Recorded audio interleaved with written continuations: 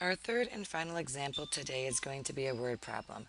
The table shows the elevation of four sea creatures relative to sea level. Which of the sea creatures are deeper than the whale? And explain. So if you take a look, you've got the anglerfish at negative 13 tenths, the squid at negative 2 and 1/5, the shark at negative 2 elevenths, and the whale at negative 8 tenths. And we want to know which ones are deeper than the whale. And the whale is at 8 tenths. So you're going to write each rational number as a decimal because if they're all in the same form, it is much easier to compare. So we're going to take the first one, negative 13 tenths, and because it's tenths, it's going to end in the tenths place. So there's your 13, and the decimal point's there because we say tenths.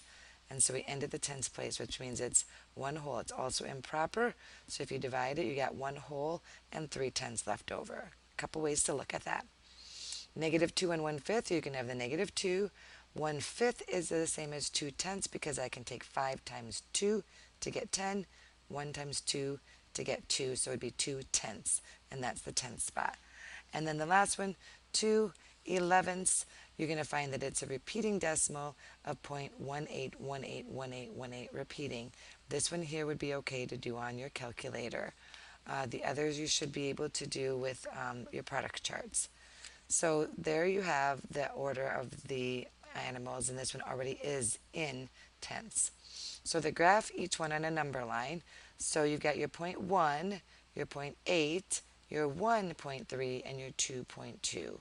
So we find that the squid and the anglerfish are deeper than the whale. Here's the whale. The shark is pretty much at the surface almost of the ocean. So if you think you're ready, the next on your own has to do with this. You may have to come back and take a peek at this or look at page 47 in your book for the example.